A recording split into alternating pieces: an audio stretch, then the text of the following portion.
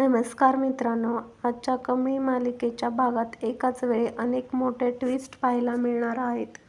कमळी आणि तिची आई नवीन घरात शिफ्ट होणार आहेत. ऋषी आणि कमळीमधला भावनिक गैरसमज समोर येणार आहे. अन्नपूर्णा मॅडम पुन्हा एकदा त्यांच्या मोठ्या मनाची ओळख करून देणार आहेत आणि शेवटी एका नव्या व्यक्तीची एंट्री मालिकेला वेगळंच वळण देणार आहे. भागाची सुरुवात होते कमळीच्या आईच्या प्रकृतीपासून. निंगी कमळीला धीर देते आणि आईच्या तब्येतीची काळजी करू नकोस, आपण लवकरच तिचे MRI आणि CT स्कॅन करून घेऊ असं सांगते. त्यानंतर कमळी आणि निंगी राधिका वहिनींचं मनापासून कौतुक करतात. त्यांनी कमळीच्या आईची स्वतःच्या आईसारखी सेवा केली, त्यामुळे त्यांच्याबद्दल आदर आणखी वाढतो. यानंतर बंड्याच्या मदतीने कमळीला राहण्यासाठी नवीन खोली मिळते आणि ती आईला घेऊन तिथे शिफ्ट होण्याचा निर्णय घेते.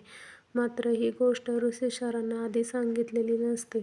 जेव्हा ऋषींना हे समजतं तेव्हा ते खूप दुखावतात. ते कमळीला विचारतात की अजूनही तुझ्यासाठी मी परकाच आहे का? कमळी शांतपणे सांगते की ऋषींनी तिच्यासाठी आधीच खूप काही केलं आहे. आता आणखी त्यांना त्रास द्यायचा तिला योग्य वाटत नाही. पण ऋषी स्पष्ट सांगतात की मी जे काही करतो ते उपकार म्हणून नाही, तर तुझ्यावर प्रेम आणि काळजी असल्यामुळे करतो. हा संवाद दोघांच्या नात्यातली भावनिक बाजू आणखी खुलवतो. यानंतर साहेबा ऋषीची समजूत काढतो. तो सांगतो की कमळीचा स्वाभिमानच तिची खरी ओळख आहे. ती कोणावरही ओझं बनू इच्छित नाही. शिवाय तिच्यामुळे पुन्हा घरात वाद होऊ नये म्हणूनच तिने हा निर्णय घेतलाय. हे ऐकल्यानंतर ऋषीचा राग शांत होतो. त्यानंतर कमळी ऋषीची माफी मागते. ती सांगते की माझ्यामुळे या घरातल्या कुणाच्याही नात्यात दुरावा यायला नको.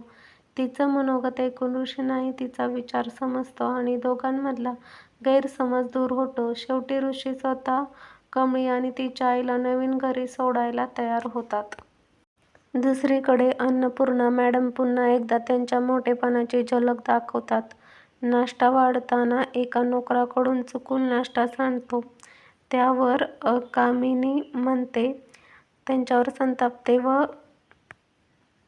संतापते पण अन्नपूर्णा मॅडम तिला म्हणतात की चूक मुद्दाम झालेली नाही. चुकून झालेल्या चुकीसाठी एवढं ओरडण्याची गरज नाही. उलट त्या समोरच्यालाच समज देतात की घरात काम करणाऱ्या प्रत्येकाशी आदराने आणि माणुसकीने वागायला हवं. हा प्रसंग पुन्हा एकदा अन्नपूर्णा मॅडमचा मोठेपणा दाखवून देतो. दरम्यान कमळीच्या आईची प्रकृती अजूनही पूर्णपणे सुधारलेली नसते. त्या वारंवार गावाला जाण्याचा हट्ट धरतात. कमळी त्यांना प्रेमाने समजावते की अजून काही दिवस इथेच थांबावं लागेल. हा प्रसंगही तितकाच भावनिक ठरतो. आणि भागाच्या शेवटी सुरू होतो एक नवा ट्रॅक. एका मोठ्या क्लासेसचा मालक आपल्या जाहिरातीसाठी कॉलेज टॉपर मुलीचा फोटो वापरण्याचा हट्ट धरतो. ती मुलगी तयार नसतानाही तो स्पष्ट आदेश देतो की कोणत्याही परिस्थितीत मला त्या कॉलेज टॉपर मुलीचा फोटो आपल्या होर्डिंगवर हवाय.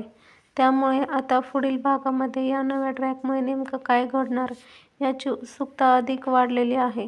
तर मित्रांनो, आजच्या भागात तुम्हाला सर्वात जास्त कोणता प्रसंग आवडला?